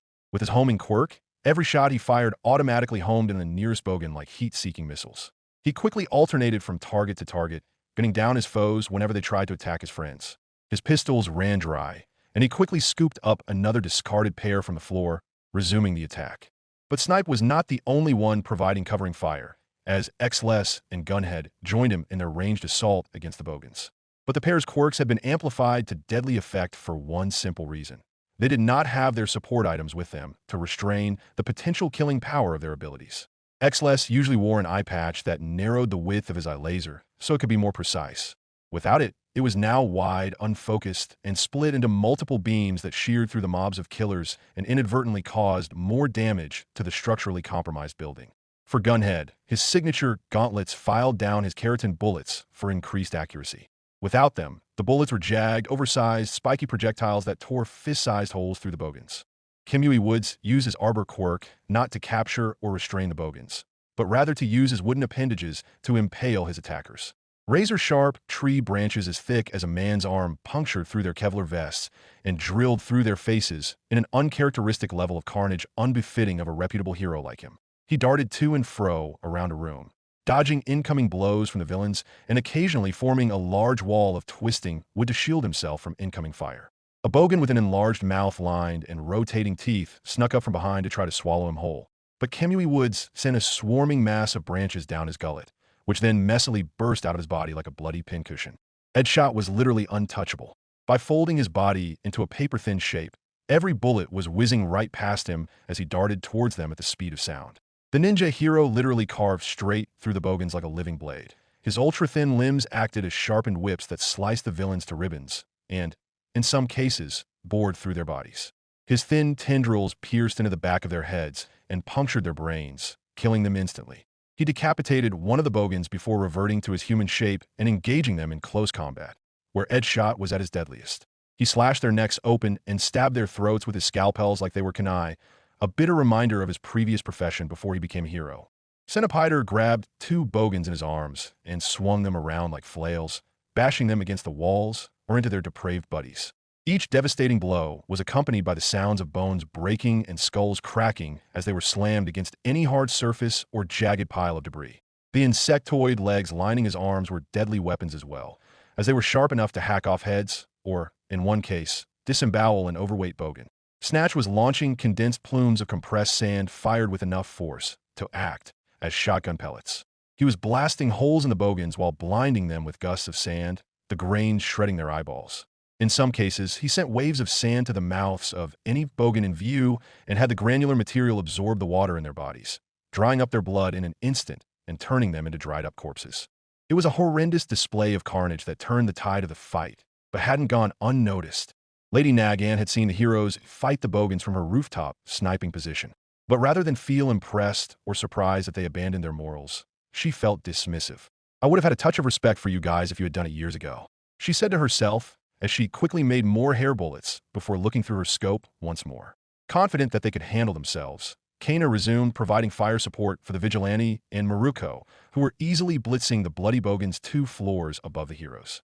From the apartment building across from the hospital, Tony Pope and his cameraman witnessed the heroes slaughter the bogans. Despite the destroyed windows and the smoke, they could easily make out multiple well-known heroes using their powers to kill the villains violently, and Joel was getting all on his camera. "Folks, I'm having a hard time believing what I'm seeing, but it appears the heroes are casting off the shackles of the law and going full-on ultra-violence on the bogans. While I would be rooting and cheering right now, all I feel is dread. Does this mean our protectors were ticking time bombs this entire time? Are we going to have Cape Death squads roaming around our fair cities now?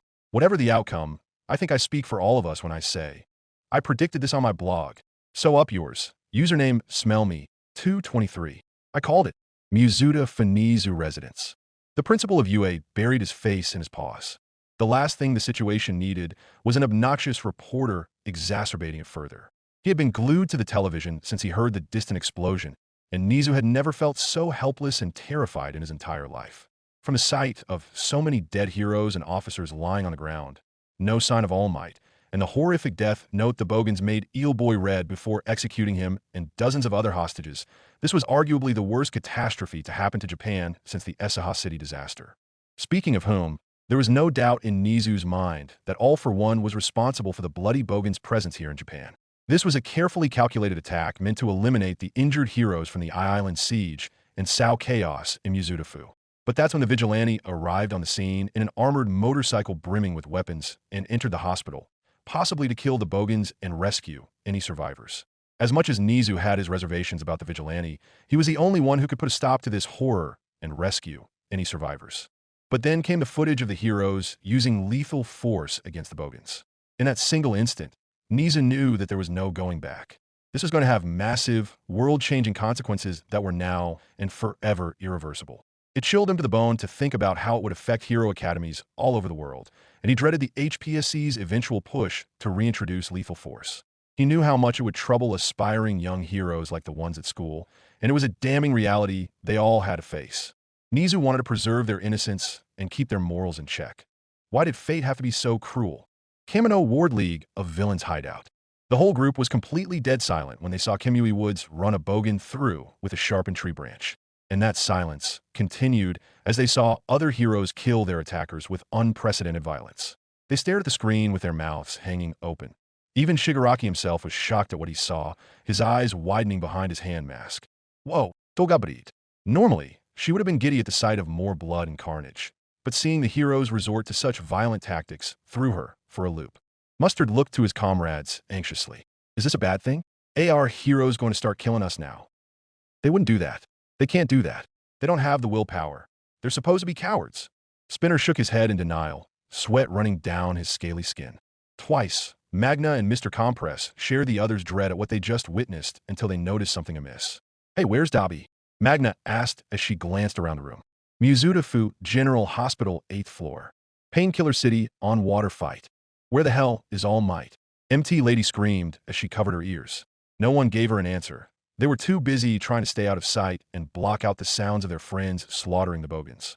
The rest of the group, consisting of Genist, Cementos, Death Arms, Mandlay, Manual MT Lady, Power Loader, Present Mike, Rock Lock, Ryu Q, Tiger, Vlad King, Backdraft, Fourth Kind, Mr. Brave, Eraserhead, Grand Torino, Majestic Midnight, and Bubble Girl hid in the room they sought refuge in, with Cementos manipulating the cement from the damaged wall to erect a barrier in front of the hole the Bogans came through. Ectoplasm, Ragdoll, Recovery Girl, and 13 were still unconscious, making their protection a top priority. Though some of the heroes were being honest with themselves, they did not want to get caught up in the middle of the intense firefight. We have to get them out of here. It's not safe, Mr. Brave shouted as he tried to stem the bleeding cut on 13's forehead. And where are we supposed to go? Pixie Bob snapped in response. The Bogans are everywhere. We should be helping the others. And what can we do? Most of our quirks would be a hindrance. Midnight despaired. Well, what's your excuse? You ran out of perfume. MT Lady yelled at her. I can't just use somnambulist in confined spaces. I'd end up putting everybody to sleep. Midnight countered. And without my directional speaker system, my screams could bring half this building down on top of us. Present Mike added. And it's not like you can use your quirk to you. Oh gee. Thank for the fucking reminder. You shrilled. The sounds of someone pounding on the door to the room halted the argument, and a trio of armed Bogans soon kicked it in. They didn't bother with any preamble. They just pointed their weapons and laughed maniacally just as Vlad King dove in front of their line of fire. No, he yelled as he outstretched his hands towards them, hoping to use his blood quirk to subdue them. But that's not what happened. The trauma and horrors he endured caused Sekijiro to go through a quirk awakening unknowingly. Instead of shooting a wave of blood from his pores, Vlad King unintentionally exsanguinated them. As soon as he outstretched his arms towards the Bogans, blood began erupting from their eyes, noses, ears, and mouths. The blood flowed through the air and into Vlad's skin, leaving the bloodless, near-skeletal bodies of the Bogans to crumple to the stare down at his hands in horrified shock, and then notice the equally freaked out, open-mouthed stares everyone was giving him. No. I wasn't trying. He didn't mean to dash. The walls in front of them suddenly disintegrated into crimson flames, and a Bogan with pitch-black skin, yellow eyes, and elongated fingers stepped through. Floating behind him were burnt skulls wreathed in flame, chattering their teeth like ghoulish maracas. All of you skulls are going to look good on me, codpiece. The Bogan darkly chuckled as he raised his arms to hurl his skulls at them. Just as the heroes got ready to fight, Hawks crashed through the hallway window behind the Bogan with feather swords in his hands and decapitated the villain in one clean swing. The Bogan's headless corpse collapsed in front of the terrified heroes just as the floating skulls disappeared. Hawks remained steadfast in what he had to do, but it did not stop the wave of nausea welling up from within as he watched the severed head roll across the floor towards the bodies of 3 bogans who looked like they had all of their blood sucked out of them. Glancing up, he immediately noticed the disheveled, shell-shocked expressions everyone was wearing along with the sounds of battle and gunfire outside the room. This was officially the mother of all wake-up calls for all of them. Is anyone hurt? Where are the others? Hawks immediately asked. We've got 4 out of action, and the rest are fighting the bogans. Aizawa quickly informed him as he tried to stand up. We don't know where the rest of the staff are, and they've already killed multiple people in Eel Boy. Hawks gritted his teeth as he hung his head. Airjet flew in from the window behind him and entered the room. Is everyone, oh God? He stumbled over his words when he saw the dead bodies before him and the deplorable state of his fellow heroes. Bubble Girl quickly cradled Recovery Girl in her arms and went over to Airjet. You need to get her out of here now, it's not safe. Airjet nodded, retracted his arm cannons, and took the unconscious Chio from Bubble Girl. He then tapped a button on his suit, and 2 ports opened up on the sides of his boxy jetpack, unfurling 4 long, spindly mechanical arms. Hand me anyone else who's unconscious. There's medical teams outside. The heroes gathered up Ectoplasm, Ragdoll, and 13, ferrying them over to Airjet as the mechanical arms looped around the waists. Once his arms had a good grasp on them, he turned around and fired up his jetpack and flew out the window towards the emergency crews outside. The rest of the heroes who had broken off from the group to fight off the bogans rejoined the others, albeit covered in blood and dust. Relieved that they managed to evacuate some of their friends, the heroes were now left to the task at hand. What's our game plan? We need one right now. Hawks turned to them with urgency. Before anyone could speak, a loud roar was heard emanating from the other side of the 8th floor. From smoke came a massive, heavily muscled bogan with blood-red skin and misshapen teeth, who roared while beating its chest like a gorilla. He was soon joined by more bogans, all armed to the teeth with guns and improvised melee weapons. Just as the heroes got into fighting position, they heard crazed laughter from behind and saw mobs of bogans streaming from the stairwell towards them. The heroes panicked as they were now surrounded, but that's when the ceiling behind them caved in, crushing most of the bogans behind them under tons of debris. Then, a large shape jumped down from the hole in the ceiling onto the pile.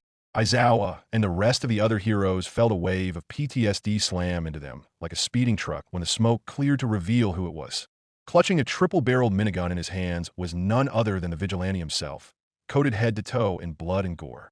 Someone else jumped down next to the Vigilante, and everyone gasped in shock while Hawks donned an expression of absolute dread. It was Miruko, drenched in blood, her clothes in tatters, covered in scavenged firearms, and sporting terrible wounds that made them shudder. But Hawks was left utterly paralyzed as he looked upon the bloodied visage of her friend. He had thought he had seen the last of this side of Rumi 11 years ago, but now the past came roaring back with a vengeance. Island may have put her psyche through a ringer, but this attack on the hospital was the straw that broke the camel's back. Kigo's mind was filled with mental images of the heroes discovering her past as Tiger Bunny and Miruko's subsequent arrest. He was so out of it, his hands shaking at his side, that he was brought out of his stupor when Manuel dragged him down behind a wall of concrete cementos just created to avoid the incoming gunfire at the other end of the floor.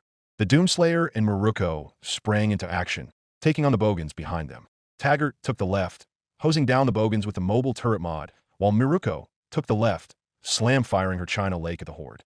Swaths of bogans were mulched, and their remains were lit aflame as the Slayer marched towards them while bullets shattered against his suit. He stashed his weapon away and charged through the mob, landing insta-kill hits on them with his fists as he punched off heads and crushed skulls in his grip. Miruko had to blink the blood splashing against her eyes as the grenades sent guts and body parts raining around her. Once she ran out of ammo, she chucked the China Lake at a bogan before whipping out her Kiss 23 and blasting him, along with the others, without mercy. Spotting piles of debris on the ground, she kicked them towards the bogans as hard as she could. Her enhanced leg strength greatly increased the velocity of the debris she kicked, which had destructive killing power behind it. Rebars impaled the villains. Chunks of concrete caved in skulls, and shards of glass tore through their bodies like bullets. On the other side of the 8th floor, the heroes were taking cover behind a concrete barrier as gunfire impacted against it. Cementos had to quickly reform it constantly due to the heavy deluge of bullets chipping it away.